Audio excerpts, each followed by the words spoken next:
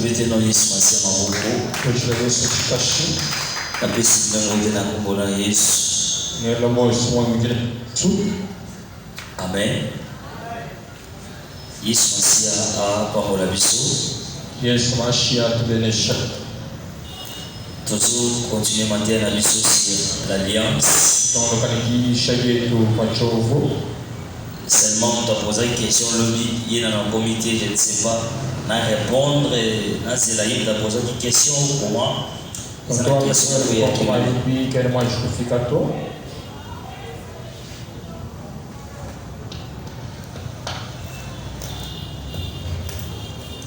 Amen. Amen.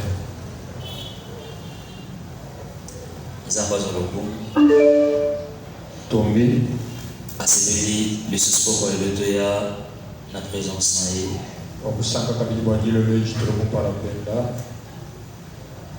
Et à celui de Gaï Susu n'a pas parlé l'eau.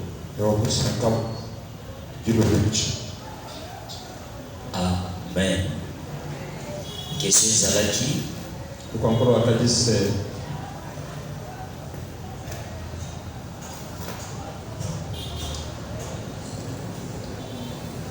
Monter à l'Obaki que c'est Dieu qui est l'auteur de l'alliance.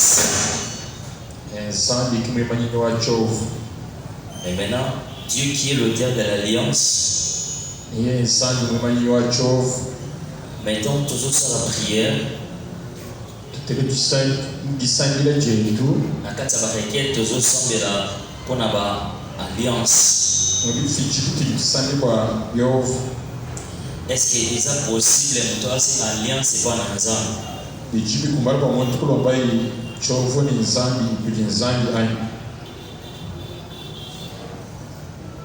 Alléluia. Question de est-ce que c'est possible de passer l'alliance et pas l'ensemble? Est-ce que vous avez répondre? Nous répondrons même après ceux qui m'ont posé une question.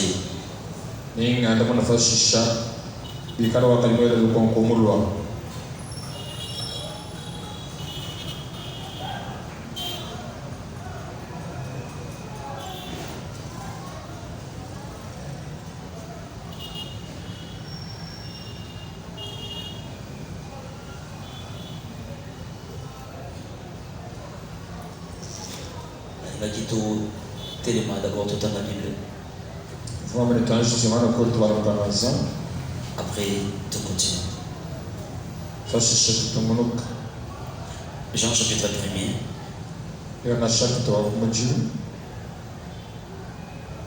Verset 35. Le lendemain, Jésus était encore là avec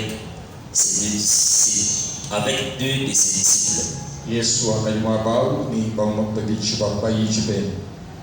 ayant regardé Jésus qui passait, donc Jean était là avec deux de ses disciples. Pardon. Et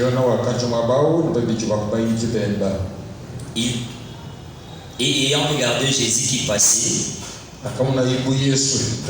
il dit, voici l'agneau de Dieu. Les deux disciples entendirent prononcer ces paroles. Ils suivirent Jésus. Jésus retournant et voyant qu'il le suivit, il leur dit, que cherchez-vous? Il lui répondit, Rabbi, ce qui signifie maître, ou de merci. Amen. Tovandi. Tu peux te malheureusement de ma voix. Nasaka na Jean chapitre 1er. La banane à verset 29. Même verset 28. Ces choses se passèrent à Béthanie, au-delà du Jourdain, où Jean baptisait. Le lendemain, il vit Jésus venant à lui. Et il dit, voici l'agneau de Dieu qui ôte le péché du monde. C'est celui dont j'ai dit, après moi vient un homme qui m'a précédé, car il était avant moi. Je ne le connaissais pas, mais c'est afin qu'il fût manifesté à Israël que je suis venu baptiser d'eau.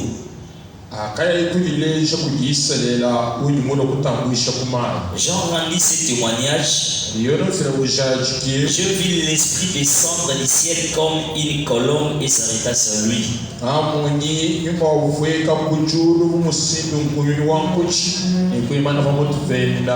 ne le connaissais pas, mais celui qui m'a envoyé baptiser d'eau, celui-là m'a dit, celui sur qui tu verras l'Esprit descendre et s'arrêter, c'est celui qui baptise du Saint-Esprit. Et je vis et je rendu témoignage qu'il est le Fils de Dieu. Alléluia. Amen. Tubeteli maloba nzambe maboko. Nzambe pambola maloba na ye. Nzambe etabele seme yenda. Tulobaki toza na kati enseignement. Tukamba sedi mudilongesha. Et tozoki ni maleme. Entende kakes. Te pensa que c'est la même la question ce qu'ils ont dit. Tumbamba sede na maponka bele bikala kwa chinao. Tu vas répondre toujours. Nyanetu kwanda muna. Luc chapitre 3, verset 16.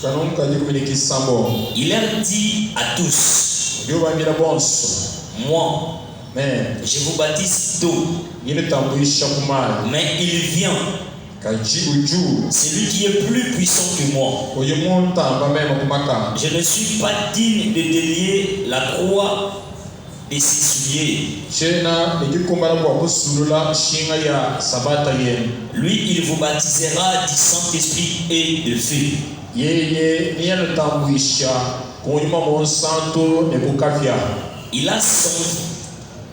Il a son van à main. Il nettoyera son air.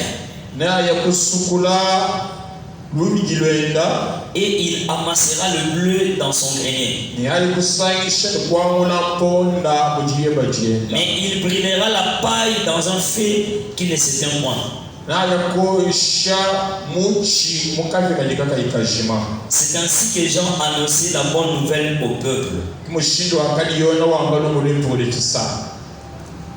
en lui adressant encore beaucoup d'autres exhortations. Alléluia. Amen. On a sauté quelques versets.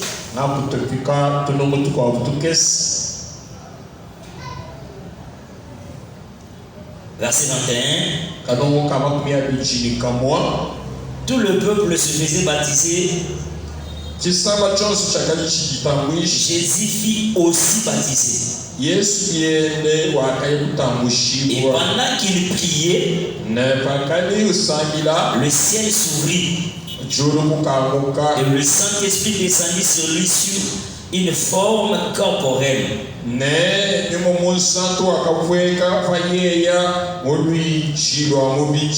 Comme une colombe. Et une voix fit entendre du ciel ces paroles. Tu es mon fils bien-aimé. En toi, je lis toute mon affection. Jésus avait environ 30 ans lorsqu'il commença son ministère.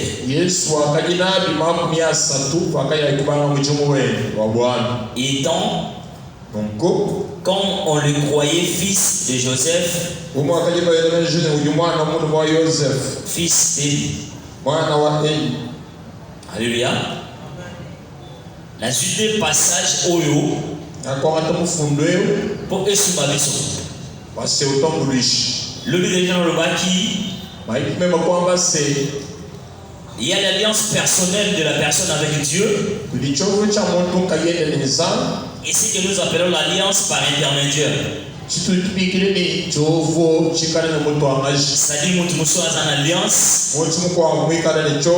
Mais au bazar bébé naïf bazo travailler na si alliance one. Le bien explication déjà des longs et des larges. Alléluia. Amen. Encore un exemple. Bon, nous avons un exemple de la société, il y a la construction. La société n'a pas gagné marché et ça c'est là.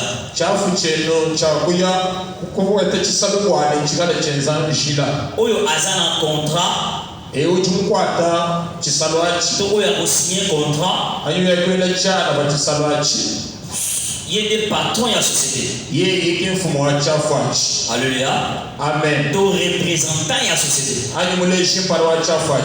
Mais dans la société, tu as un ingénieur. On va soit pour mélanger goudron. Chauffeur pour ça la pour même baser ba mabanga ba dibendesha walibya kwa lusenga bako balwala mabwa to za na besoin ma maçon pour ba construire ba caniveau et tu vas le déchirer ba bibaki ba ikweza tonal to za na posa ba charpentier parce que la biso moi ba caisse pour na ba béton tu ya ikuke ba bena mabaya kwa se ba penze le tubondo tani tu hapo kwa kwela ba maçon stango bazo sala musala. Bango baza na contrat te na mutu apesaki musala mais baza na contrat na patron na bango azo engagé bango.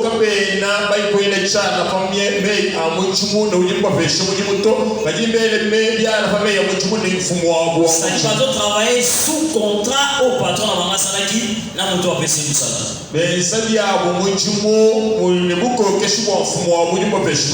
Soki bango babebisi babebisi li patron na bango. Alléluia. Amen. Et mutu oyo apesaki bango musala alors tout na chauffeur te mpona nini omema banga te yo tuna mutu oyo basinyaki na ye contrat ndenge musala esalami te. Alléluia. Et autour c'est mukolo société yende fo a solo na ba travailler na ye. Et ça le kola oya encore na atelier to ya couture. Oyo kutani na maître ya atelier to chef ya atelier. Opesi la ba tongelanga. Oza na contrat na chef ya atelier. Mais ya ko zo appelle la bana pesi est-ce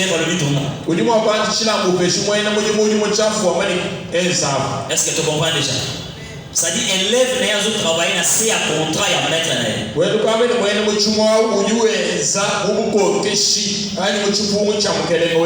Mais en gros totanga kilobi na nombre. Je prendrai l'esprit qui est en toi et je le mettrai dans le 70 ancien d'Israël. De façon qu'il n'y ait pas de ma charge ensemble. J'avais dit il n'y a pas des alliances. Même s'il y a plusieurs personnes, il y a une seule alliance. Si on fait l'alliance avec une seule personne, même s'il a besoin de faire l'alliance avec tout ton peuple, l'alliance collective, il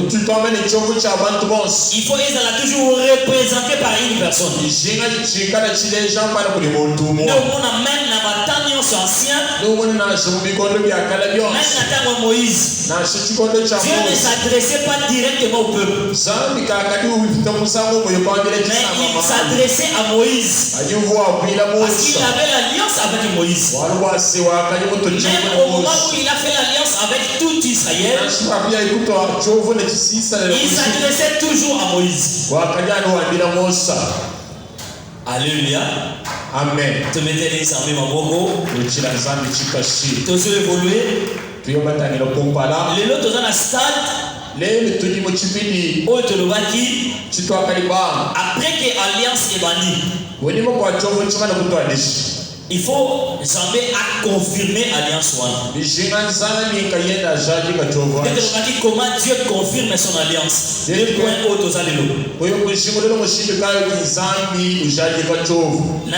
Exemple, il y a Jean chapitre 1er ainsi que Luc chapitre 3. Na Jean, le évangile, ils ont fait une histoire maman. Ils ont histoire, il y a Jean-Baptiste. Baptême au Jean Baptiste. Baptême aux gens ainsi que Jésus-Christ. Alléluia. Amen. Jean a sa baptême et à repentance. C'est-à-dire, oh, nous sommes animés au temple il faut attirer. Et le bosco ya kolakisa kena ndimena tambola na nzambe. Enatiki mabe. Ezalaki siku baptême. Est-ce que tu sais? C'est-à-dire, oh, nous choisi baptême ya Jean. Et sur la kisaki andimi atika mabe na ye.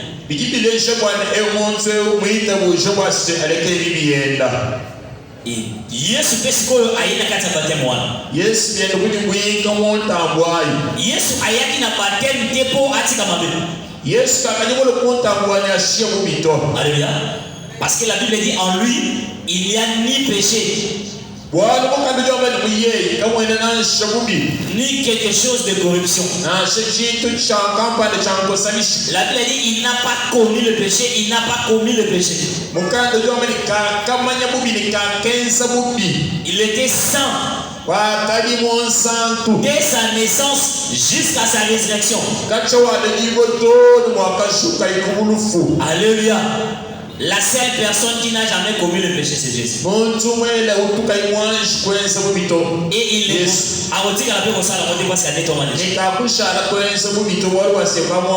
pendant les 33 ans qu'il a passé sur la terre, il n'a pas commis le péché. Alléluia. Et tant qu'il y a un baptême à Jean, dans le but déjà, Aya quitté pour se repentir. Mais Ayaki afin que l'écriture soit accomplie. Alléluia. Amen. Écriture déjà, Esaïe déjà avec Koluba. Voici la voix de celui qui crie dans le désert.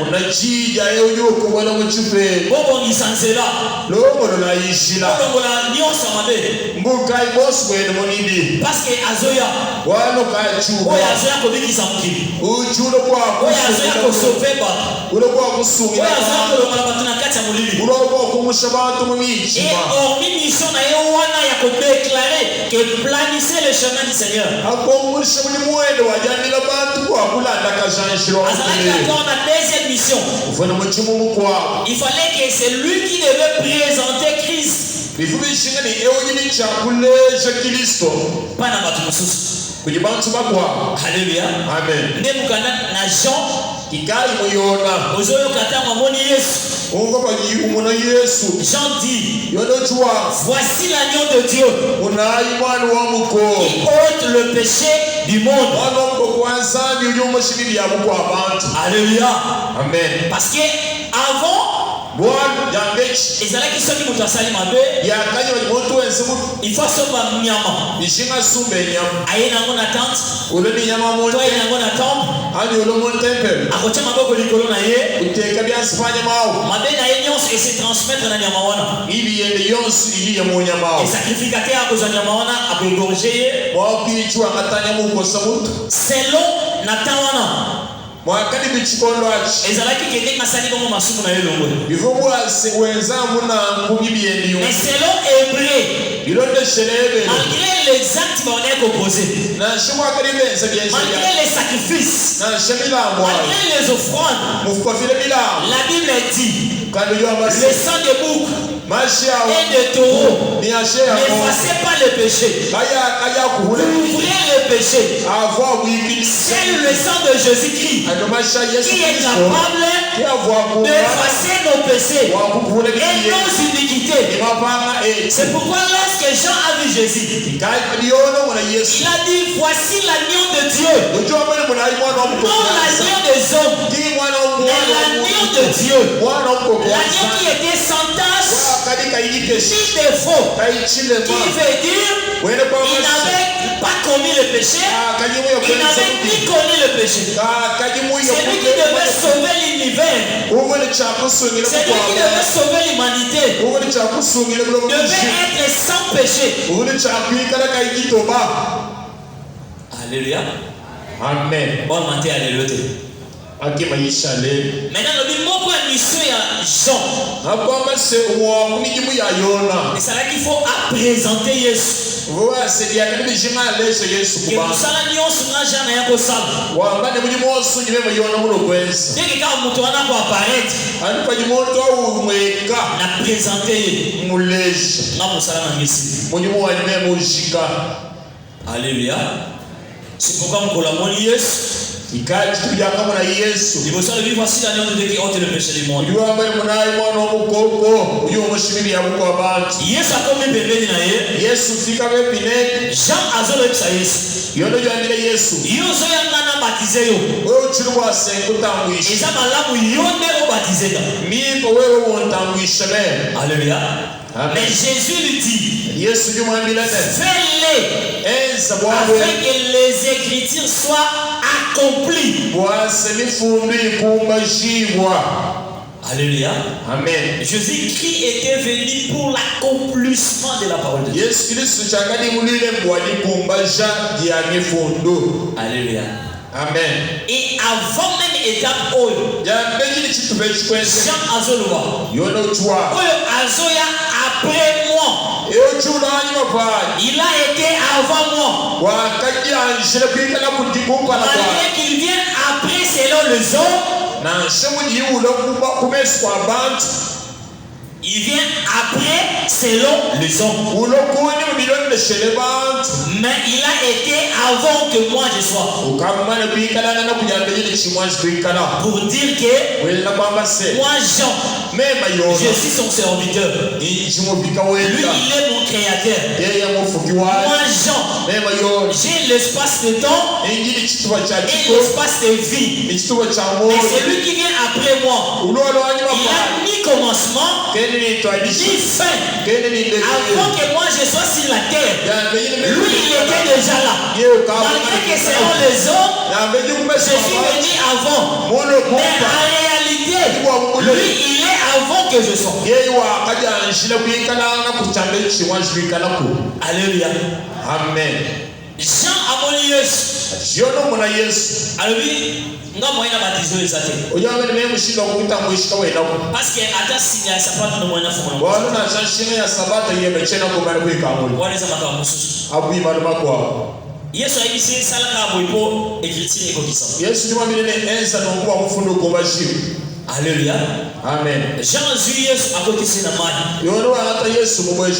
Lorsque Jésus azobima na mai, la Bible dit le ciel s'ouvrit et le Saint-Esprit Ils ont quitté la forme corporelle et une forme à colombe. Et il faut se poser Nicolas Jésus. Maintenant Jean dit, j'étais déjà averti. C'est lui que tu verras. Le Saint-Esprit descendre sous la forme du colombe et se poser sur lui. C'est lui-là le Fils de Dieu que le monde attend. Alléluia. Amen. Hormis la colombe et des familles. Hormis le témoignage de Jean-Baptiste. Le ciel aussi a parlé. Le ciel dit, c'est lui-ci.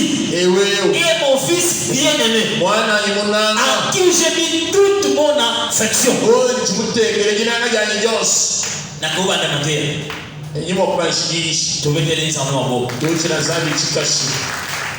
Toute alliance personnelle avec Dieu commence en secret.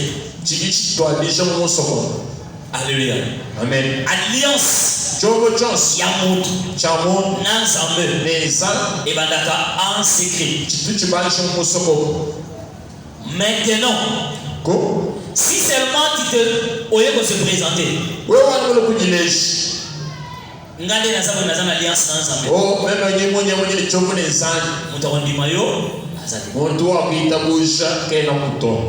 alléluia. Montenir sa polygate traité de tout le monde. Maintenant, qu'est-ce que Dieu fait?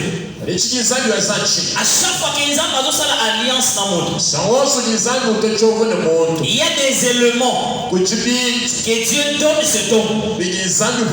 Lorsque tu sors, saute à ta bande de il y aura ça va se faire. Alléluia. Et il y a certaines personnes, Dieu ne te dit rien. À part ma parole, concernant l'alliance. Maintenant, lorsqu'on dit devant la foule,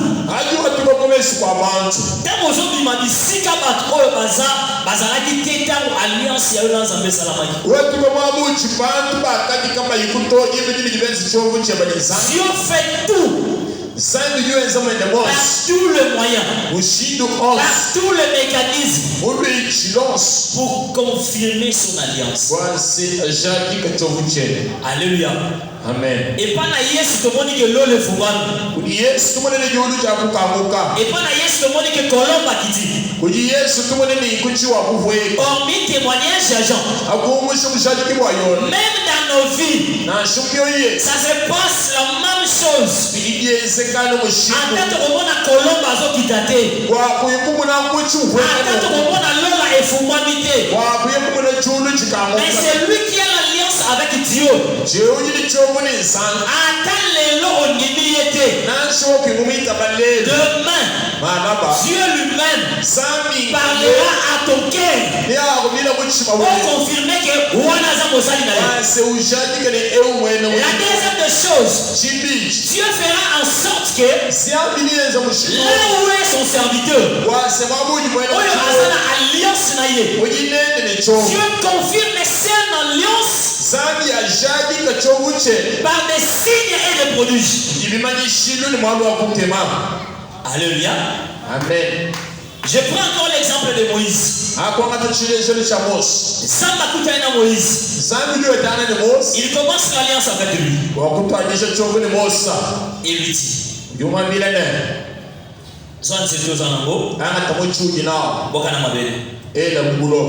Moïse a boité et comme un serpent. Il lui s'est encore. Moïse a sibi. Ils ont mis il s'est deux. Il y a des balais. Ça le mot qu'on a. Tiens la poitrine. Moïse a tué. Abimisi. Et comme il lève. Abimisi ils ont mis. Azomisi. Et Abimisi. Ils ont mis correct. Est-ce que tu as?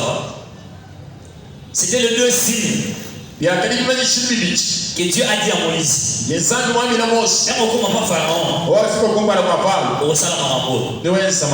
Alléluia. Amen. Mais Dieu n'avait pas dit à Moïse, lorsque tu jeteras ton serpent ou ton bâton, lorsque le bâton deviendra le serpent, Pharaon aussi fera sortir ses serpents. Est-ce que tu as? C'est-à-dire, Moïse n'avait pas dit que Pharaon va dans la serpent. Et Dieu le savait. Il n'a pas dit ça à Moïse. Il a laissé Moïse. Savait que comme mon alliance est avec lui, quelle que soit la situation qu'il va trouver difficile selon les hommes, l'alliance que j'ai avec lui donnera la solution à tout problème. Alléluia. Amen. Moïse a quoi qu'ils étaient. Et comme il serpent. Pharaon lui dit, c'est un petit problème. C'est un petit problème. Benga batu nyonso wana bazana na bakisi il y a 5 nyoka moko. Bino bosala nyoka be. Nyoka bakome belé. Alléluia. Serpent contre serpent. Je vous dis déjà une chose.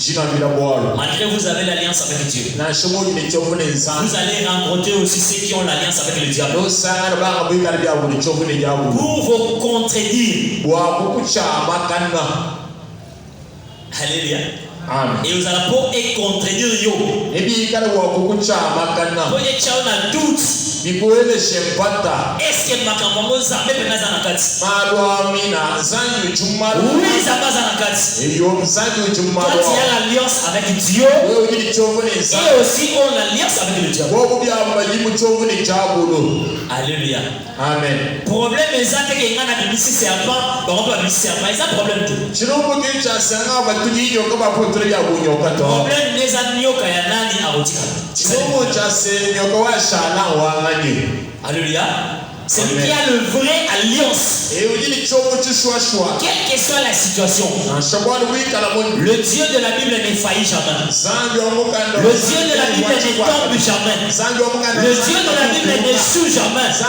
C'est pourquoi moi je dis, Jésus qui gagne toujours, quelle que soit la situation, s'il y a l'alliance, Dieu se présentera. Et la solution, le problème trouvera toujours la solution. Alléluia. Stade ya nyoka esili. Onions et qui salama après. Qui basili babimi. Nous avons basili l'Égypte. Adimisi ma grenouille.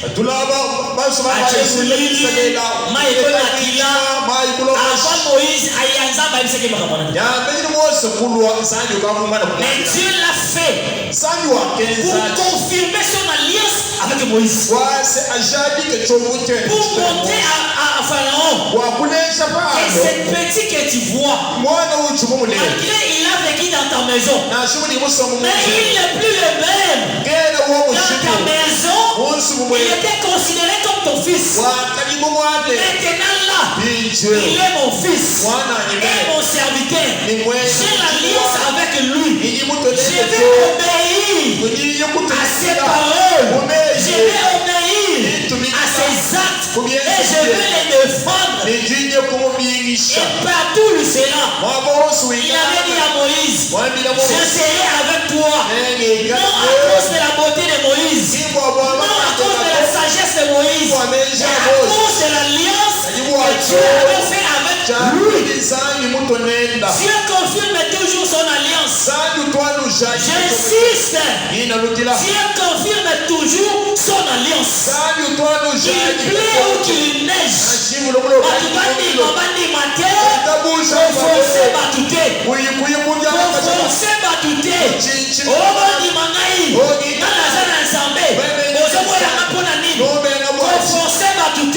C'est lui qui a l'alliance. Ce n'est pas toi. Dieu lui-même a confondu la porte. C'est lui qui a l'alliance pour imposer ma tutelle. Dieu lui-même imposera aux autres.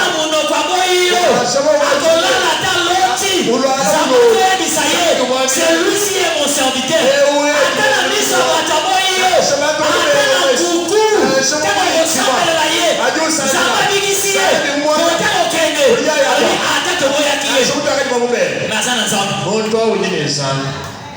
Alléluia. Ce n'est pas les hommes qui confirment l'alliance avec Dieu.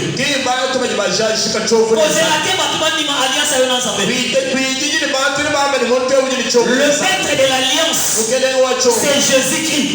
C'est lui-même qui confirme son alliance. Même Jean dit, Jean Zoloba, il m'avait dit, il là c'est le Saint-Esprit. C'est-à-dire Dieu m'avait dit, c'est lui que tu verras, que la colonne descend sur lui. C'est celui-là. Alléluia. C'est-à-dire même témoignage à Jean.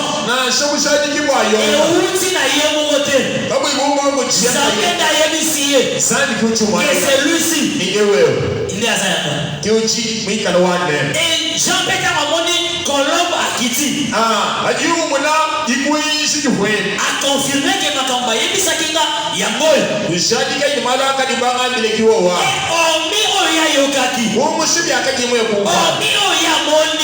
Le ciel, il y a un moment qu'ils ont déclaré. Alléluia. Amen. Oui. Et yo.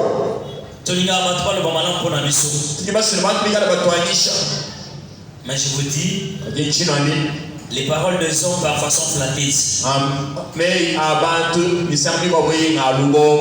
Les paroles des hommes parfois sont par hypocrisie. Mais Dieu, il n'y a personne qui peut le corrompre.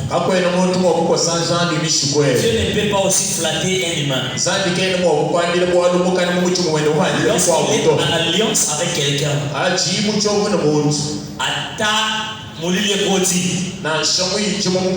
il confirmera toujours son alliance avec son sauveur.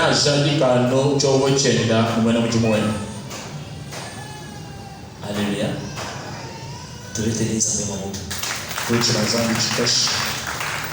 Je crois dernièrement, tu as dit passage, moi, je n'ai pas eu conversion.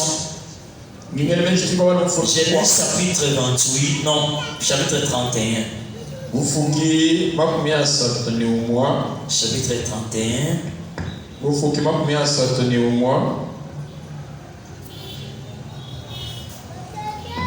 Verset 24. Mais Dieu apparut la nuit à songe à Laban, l'Araméenne, et lui dit, garde-toi de parler à Jacob ni en bien ni en mal.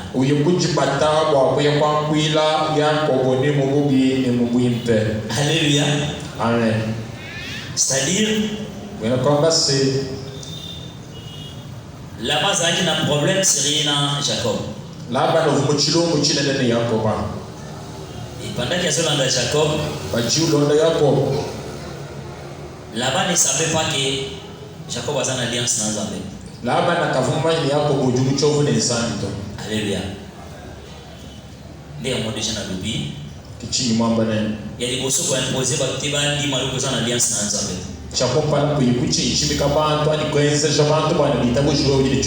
Il y a des balais. C'est important que ça la publicité. Alléluia. Mais ce qui est important, c'est seulement la volonté de Dieu. Tant que tu peux évoluer, comment entretenir l'alliance dans l'expliquer de l'homme. Sur Genèse chapitre 31, verset 1er. C'est Dieu qui avait dit à Jacob à l'Ouanda Laban. Alléluia. Zambé dit que tu as Jacob. Le monde a Laban.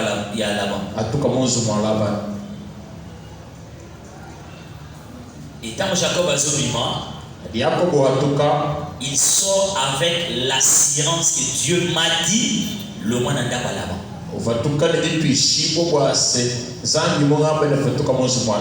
Alléluia.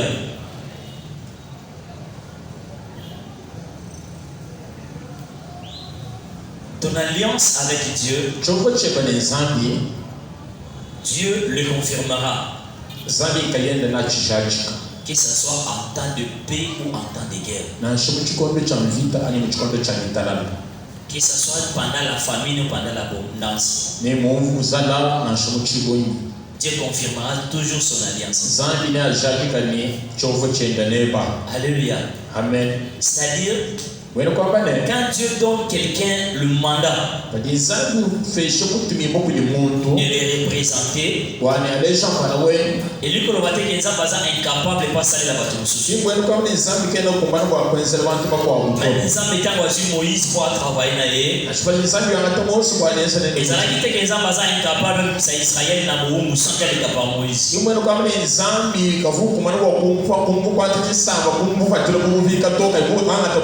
Mais de le commencement au jardin d'Éden, Dieu avait créé l'homme afin que l'homme a représenté sur la nature.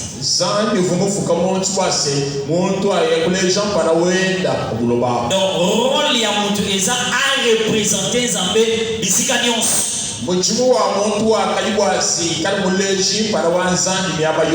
Malgré que l'homme avait échoué. C'est pourquoi dans le Nouveau Testament, la Bible dit Jésus-Christ est l'image de Dieu invisible. Alléluia. Amen. C'est-à-dire au départ, Adam était créé pour représenter Dieu. Mais étant un humain, il a échoué. Mais ces rôles-là,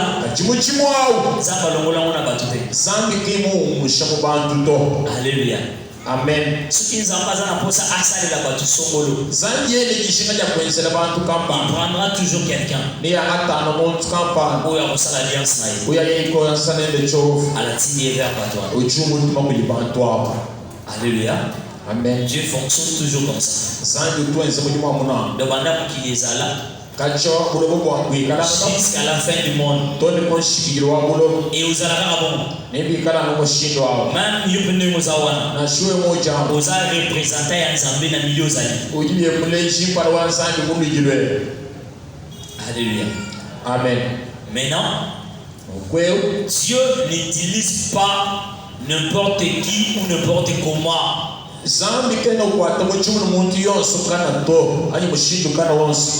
Alléluia.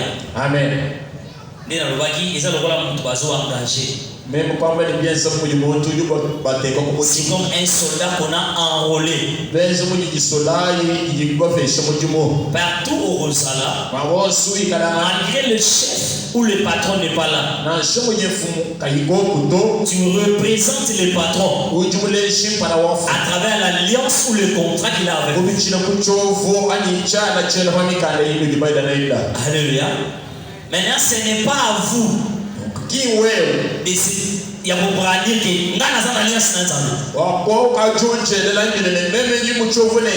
Dieu lui-même fera ça à votre place.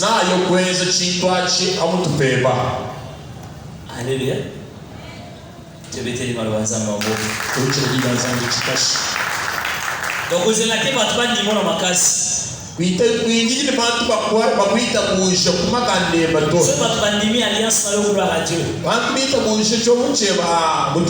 parce que c'est quelque chose de spirituel.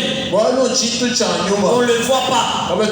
Ce sont les signes et les prodiges que ton Dieu va faire et qu'on confirme que Azan.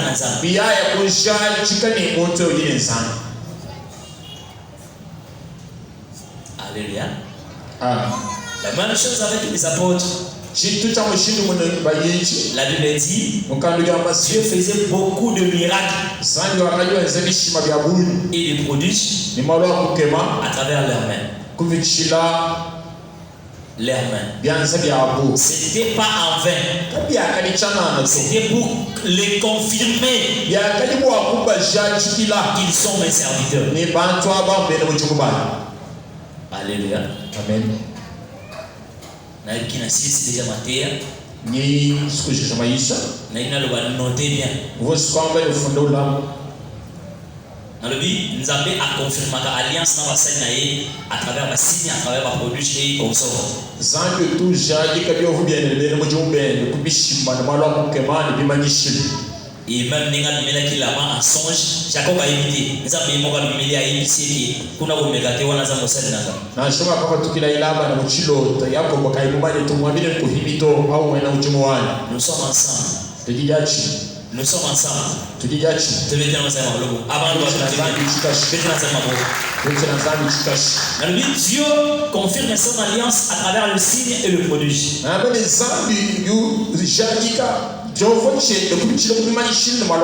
Comme il a fait par Moïse, par plusieurs prophètes et à travers même les apôtres de Jésus. Écoutez bien.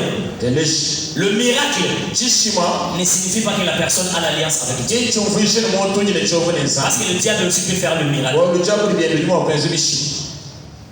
Tu sais quoi?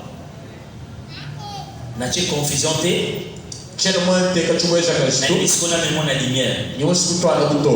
Oui. Dieu confirme par des signes et des prodiges. Le diable aussi peut créer des miracles. Je n'ai pas dit que nous avons un miracle dans l'alliance.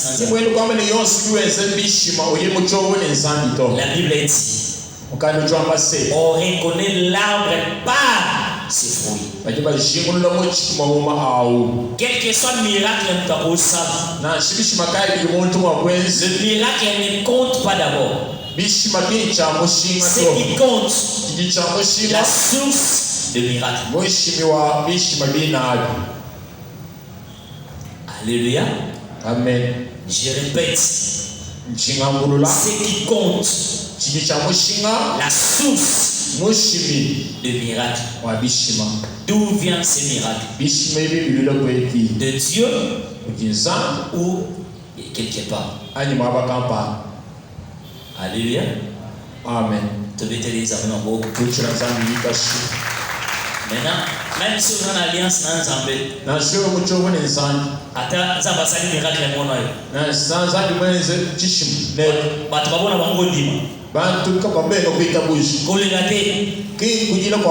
continue le chemin. Alléluia. Parce que l'alliance n'a eu d'abord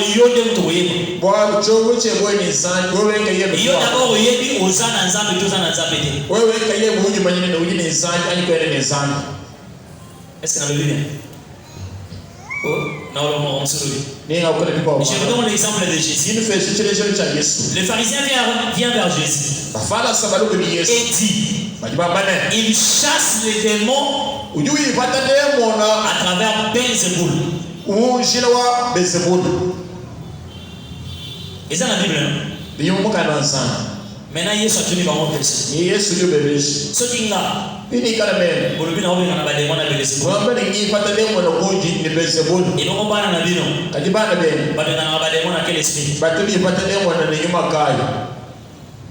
alléluia. Malgré que vous avez Abraham. Mais ce qui vous a dit Abraham.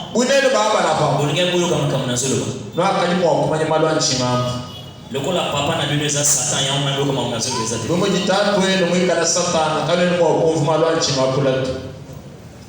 Dans la phrase ressemble. C'est lui qui a l'alliance avec Dieu. Même s'il ne parle pas, Dieu parlera à sa place. Et où a l'alliance ensemble? Ceux qui ont peu aux gens l'alliance ensemble. Pour forcer ma capote. Dieu vous mettra ensemble dans la facilité de nos. Et ça va aimant la motion. Alléluia. atomo ke ndekona nzambe pour ba ramener na shuje ngobuye ko sani kayenda ujukuko. maintenant soki deux personnes oyo azana alliance mabe oyo azana alliance na nzambe bikala bantu babichi ewe ni chovu chibi ewe kali chovu ni sani ikobala na te kabiene bienda kwa moto ata bosali samble ikobala na te na shule bele kale yo kabiene bienda kwa moto. amen. Amen. C'est pourquoi même on va dire ça la des alliances. Tu vas chinga kwa mane kama tupasani chez Yehova bibichi to. Na ko expliquer moi ta mukoro mususu. Nito ya kumvuisha biko abujituko. Na ngito sambela. Ni mosu sambi. Na répondre à question lobby. Ni nganda mo luko kuma nap. Dieu est l'auteur de l'alliance. Zandu bitatu acho. Mais dans les requêtes, comment nous prions pour l'alliance? Kachi mochifidi mwenye mshindu ka tusamile kwa cho. Est-ce que c'est possible mutu a sika alliance et pas na nzamba? Bijibi kumbana kwa mtu kulomba cho kuni zambi ani. Question ça qui envoie. Kilokonko lolo ana. On a répété déjà plusieurs fois. Njimo mbroni samu ya bunyu. Nous avons des alliances. Tujile biovo bibichi. L'alliance au tozobenga universelle. Chogo chamu kwa bantu. Ou l'alliance au sali ou du sali. Chogo chamu fandu. Wana ils ont concerné Moutunios. Chogo chichitangila Moutunios. Alléluia. Amen. Même un serviteur de Dieu, avant Ozala, un vrai serviteur de Dieu, il faut d'abord Ozala, un enfant de Dieu. Donc,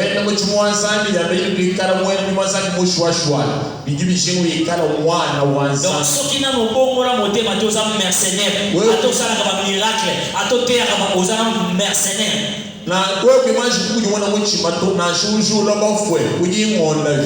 Avant d'être un vrai serviteur, il faut d'abord être un bon disciple.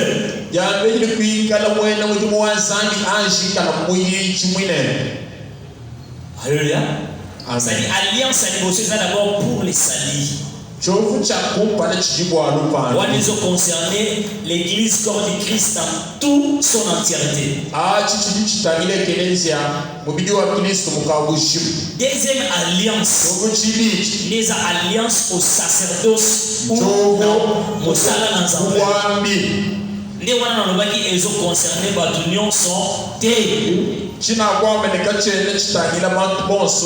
mais quelle que soit l'alliance au salut, quelle que soit l'alliance pour le sacerdoce,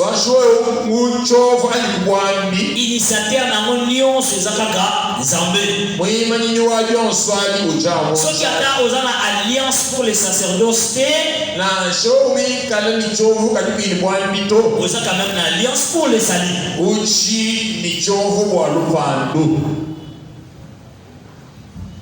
Alléluia. Et que ce soit l'alliance au salut ou au sacerdoce, les principes sont le même, la crainte de Dieu, l'obéissance à la parole de Dieu. Le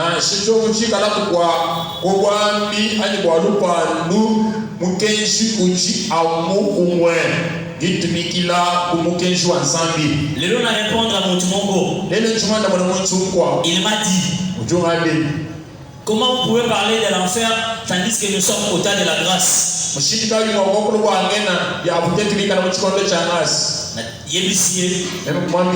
Nous sommes au temps de la grâce, oui.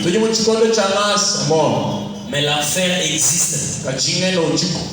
Nous sommes au temps de la grâce, oui. Mais le livre des souvenirs n'est pas fermé. Alléluia. Amen. Livre à souvenir Nzamba Kakade. Yo tena na bible Nzamba kangi livre à souvenir. Donc ata ozana alliance na Nzambe. Obéissez. L'enfer est posé là-bas. Totele tout ça. Imana ko tout ça.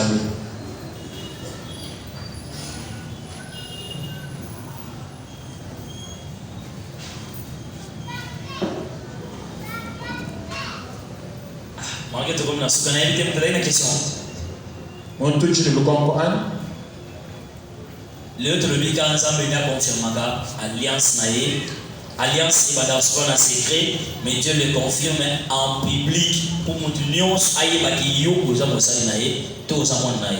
Dieu le fait en public. Zambi tutwalisha chovu na muntu musoko. Kaji ututisha chikokomesi kwa bantu bonse. Donc attends au matin na cher a le bolangati na banka osovanda wana na alliance na Nzambe.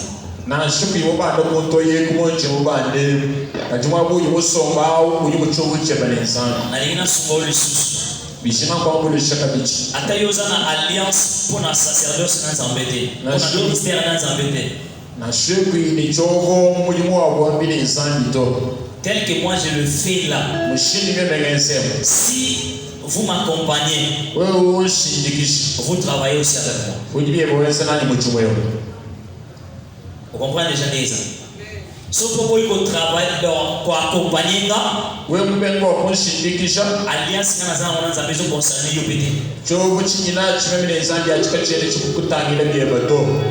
Bon, nangana tia matia musuloni mais sur nos occasions, attends lobby ou vendredi na expliquer encore. Même quoi tu connais madabani gistano ne kukonvuisha. Lomoni ndezo salama. Ushindi kipia sekta. Joseph akomina ndako kwa Potiphar. Joseph ni wewe mwanzo wa Potiphar. Nyonso na ndako kwa Potiphar ibadio kende liboso. Joseph ya mwanzo wa Potiphar ibanga kwa bitano. La considération que Potiphar avait donnée à Joseph. Mushinga wa kani Potiphar huyo kuto Joseph. Vous comprenez déjà? Ça dit Joseph a ndako kwa Potiphar le voilà esclave. Joseph wa kani musomo kwa Potiphar huyo mupika. Gazaki na valeur te. Kakani ne mushinga to. Mais Potiphar a joué a commissaire chef. Potiphar wa kamwanga takumote kamukele. Le voilà a valorisé ye. Mwa kamuto yemoshi. C'est-à-dire admis Nzambe na ye. Welkwana wakita alliance na ye. Wakita buse chokoche. Dieu a béni la maison de Potiphar. Kai sangi wakabe une chance kwa Potiphar. Okangi Messi. Kana Messi. Ozebi saka Nzambe. Ambina sana. Na ningi ko banda lelo. Imo sukuta jale. Osinanga maintenir alliance na yo. Omamule shobanya lami na chokoche. Na kele libanda ya alliance te o nazana ngona yo. Shifambe lupa chokoche nyina chineba. Na bebi sate alliance o nazana ngona yo. Shikunyanga chokoche nyina chineba to. Osameli na Kongo na Yesu Masia. Sandi na mwenye Yesu.